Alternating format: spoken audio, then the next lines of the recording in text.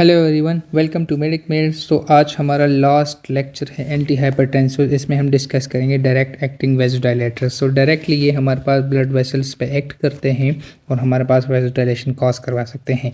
Caution point है कि इसको हमने सीवियर हाइपरटेंशन में यूज़ करना है, डायरेक्ट एक्टिंग वेसोडाइलेटर्स, या जिसको हाइपरटेंसिव क्राइसिस भी कहते हैं, उसमें हम यूज़ करते हैं। इनके भी हमारे पास फिर फर्दर दो सब टाइप्स है। कुछ ड्रग्स हमारे पास जो कि नाइट्रिक ऑक्साइड के थ्रू काम करते हैं, उनमें हमारे पास दो ड्रग्स है। और नेक्स्ट है हमारे पास वो ड्रग्स जो कि पोटाशियम चैनल्स को ओपन कर दें।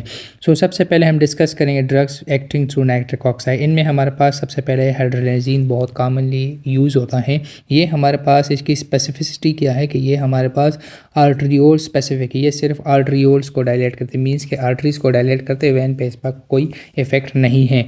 जब आपके पास आर्टरियोल स्पेसिफिक है तो नो ऑर्थोस्टैटिक हाइपोटेंशन होगा। इसमें यूजेस आपके पास क्या हैं, इसको हम मॉडरेट टू सीवियर हाइपरटेंशन में यूज़ करते हैं ऑरली, और इसके साथ साथ हार्ट फेलियर में हम इसको यूज़ करते हैं। हार्ट फेलियर में हम इसको क्यों यूज़ करते हैं, क्योंकि जब हार्ट फेलियर हो रहा है तो हमारे पास जब ब्लड प्रेशर मेंटेन नहीं होगा तो टीपीआर इंक्रीज़ होता है। तो टीपीआर जो इंक्रीज़ है, तो जब आपके पास टीपीआर इंक्रीज़ है, ऑलरेडी हार्ट फेलियर की तरफ जा रहे हैं, तो उसको बहुत ज़्यादा वर्क करना पड़ेगा टू इनकम टीपीआर और फिर वो कार्डियक आउटपुट करे। तो इसको हम डिक्रीज़ करने के लिए हम फिर यूज़ करते हैं हाइड्रोलाइजीन को। मैकेनिज्म ऑफ एक्शन की बात कर ले तो हमारे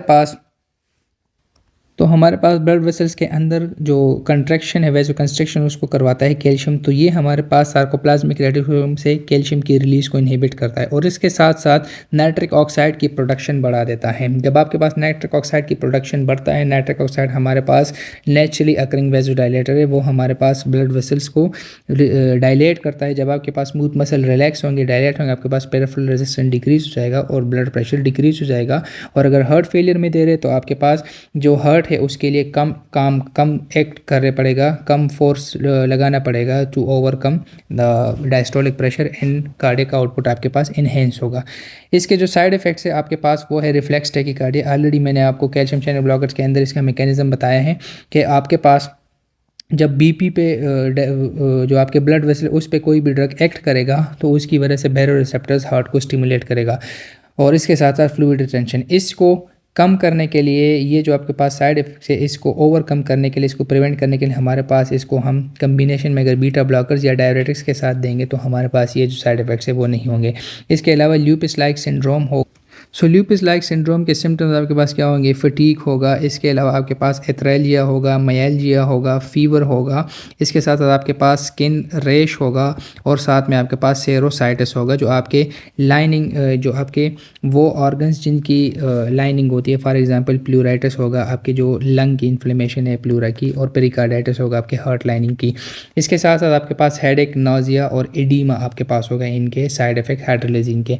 नेक्स्ट आपके पास जो ड्रग है वो है नाइट्रोप्यूरोसाइड। ये आपके पास नॉन स्पेसिफिक, ये आर्टरियोल और वेंस दोनों को डायलेट करता है। इसकी यूज़ आपके पास हाइपरटेंसिव इमरजेंसी में आईवी यूज़ करते हैं ताकि जल्दी से ब्लड वेसल रिलैक्स, जो आपके पास ब्लड वेसल है वो डायलेट हो, और जो आपका हाई ब्लड प्रेशर है वो डायरेक्टली कम हो जाए। मैकेनिज्म ऑफ एक्शन आपके पास क्या है इसका, ये आपके पास नाइट्रिक ऑक्साइड को रिलीज़ करता है। नाइट्रिक ऑक्साइड आपके पास किस तरह रिलीज़ होगा, गोनाडाइल साइक्लेट एंजाइम उसको स्टिमुलेट करेंगे, वो आपके पास जीटीपी से साइक्लिक जीएमपी बनाएंगे, और वो साइक्लिक जीएमपी आपके पास स्मूथ मसल्स को रिलैक्स करेंगे। नाइट्रोप्यूरोसाइड्स के साइड इफेक्ट आपके पास क्या है, hypotension, cyanide toxicity, reflex tachycardia and headache, आपके पास कॉमन साइड इफेक्ट्स हैं नाइट्रोप्यूरोसाइड्स के। नेक्स्ट जो हमारे पास क्लास है वो है हमारे पास direct drugs which acts on opening potassium channel. इसके समझने के लिए आपके पास एक बात करता हूँ मैं, यहाँ पर आपके पास लेट सपोज नॉर्मली आपका जो सेल्स होते हैं वो रेस्टिंग मेम्ब्रेन पोटेंशियल में होते हैं। तो resting membrane potential let suppose यहाँ पर जो ब्लड वेसल लेट सपोज उनका -90 होता है। अगर ये हमारे पास कंस्ट्रिक्ट होंगे तो सबसे पहले इनको जाएंगे थ्रेशोल्ड पोटेंशियल। लेट सपोज इनका जो थ्रेशोल्ड पोटेंशियल है -70 है। जब आपके पास थ्रेशोल्ड पोटेंशियल रीच होगा, आपके पास सोडियम चैनल्स ओपन हो जाएंगे, वोल्टेज गेटेड, और आपके पास डीपोलराइजेशन होगा। उसके बाद आपके पास रिपोलराइजेशन होता है, और ये आपके पास कॉन्ट्रैक्शन होती है। तो हमारे पास पोटाशियम चैनल क्या करता है, रेस्टिंग मेम्ब्रेन पोटेंशियल को मेंटेन रखे। अगर हम पोटाशियम चैनल्स को ओपन करते हैं, और लेट सपोज आपका सेल रेस्टिंग मेम्ब्रेन पोटेंशियल और पोटाशियम चैनल ओपन करेंगे, तो और जब आपके पॉजिटिव आयन सेल से बाहर जाएंगे तो आपका नेगेटिविटी और नीचे आ सकता है। जब और नीचे आएंगे, लेट सपोज आपके पास -110 हो जाए, तो यहाँ से थ्रेशोल्ड पोटेंशियल तक जाने में ज़्यादा टाइम लगेगा, ज़्यादा काम भी करना पड़ेगा, तो इसीलिए आपके पास ब्लड वेसल जो है वो इनहिबिटेड रहेंगे। इनमें जो हमारे पास ड्रग्स है वो हमारे पास है मिनॉक्सिडिल, जो कि हम ओरली यूज़ करते हैं, और डाइज़ॉक्साइड है जिसको हम आईवी यूज़ करते हैं। मैकेनिज्म ऑफ एक्शन ऑलरेडी मैंने आपको बता दिया कि ये पोटेशियम चैनल्स को ओपन करेंगे, आपके पास हाइपर पोलराइजेशन करेंगे स्मूथ मसल्स की। जब आपके पास हाइपर पोलराइजेशन होगा, एक्शन डीपोलराइजेशन नहीं होगी, तो आपके पास आर्टरियोल जो है वो डायलेट हो जाएंगी। इनके यूजेस आपके पास क्या है? मिनॉक्सिडिल को हम यूज़ करते हैं सीवियर हाइपरटेंशन में, डाइज़ॉक्साइड को हम यूज़ करते हैं इंसुलिनोमियाज में, और टॉपिकल मिनॉक्सिडिल हम यूज़ करते हैं मेल पैटर्न बैल्डनेस में। साइड इफ़ेक्ट्स आपके पास क्या है इनके? इसको हम इसके जो साइड इफ़ेक्ट्स है वो हाइपरट्राइकोसिस है, hyperglycemia, edema, reflex tachycardia and headache आपके पास मोस्ट कॉमन साइड इफ़ेक्ट्स है drugs which act on potassium channel. So ये तो आपके पास थे डायरेक्ट एक्टिंग वेसोडाइलेटर। इसके साथ साथ कुछ क्लिनिकल इंपॉर्टेंट पॉइंट्स जो आपके लिए बहुत इंपॉर्टेंट है, याद रखना। अगर आपके पास प्री एग्जिस्टिंग हाइपरटेंशन हो प्रेगनेंसी में, प्री एग्जिस्टिंग हाइपरटेंशन प्रेगनेंसी में किस कंडीशन को कहते हैं? जिसको इक्लेम्सिया कहते हैं। तो उसमें ड्रग ऑफ चॉइस हमारे पास होता है मिटाइल डोपा।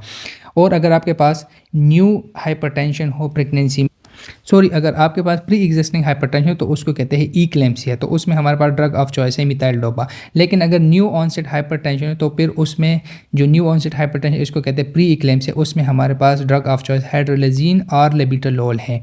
और अगर हमारे पास इक्लेम्सिया के अंदर हाइपरटेंशन एंड प्रेगनेंसी और उसके साथ साथ फीमेल को सीजर्स भी हो, तो उसको जो हमारे पास ट्रीट करते हैं उसके लिए हम देते हैं magnesium sulphate. So this was all about anti hypertensives. I hope आपको इसमें कोई भी मसला नहीं होगा। अगर आपको एंटी हाइपरटेंसिव्स के किसी भी पार्ट में बीटा ब्लॉकर्स हो, रेनिन इनहिबिटर्स हो, डायरेटिक्स हो, आपको किसी में कोई भी मसला हो आप मुझसे पूछ सकते हैं। डायरेटिक्स को हम डिटेल से अलग सेपरेट पोर्शन में डिस्कस करें, क्योंकि उस पर पूरा एक चैप्टर है और उसको मैंने डिटेल से एक्सप्लेन करना है, हर एक मैकेनिज्म ऑफ एक्शन, उसके साइड इफ़ेक्ट्स, उसके इंडिकेशन, कॉन्ट्रा इंडिकेशन, तो उसको हम वहाँ पर डिटेल से डिस्कस करेंगे। अगर आपको ये वीडियोस अच्छी लगी हो तो लाइक करें, कमेंट करें, साथ में अपने फ्रेंड्स के साथ भी शेयर करें। मिलते हैं इंशाल्लाह नेक्स्ट डायरेटिक्स के पोर्शन में।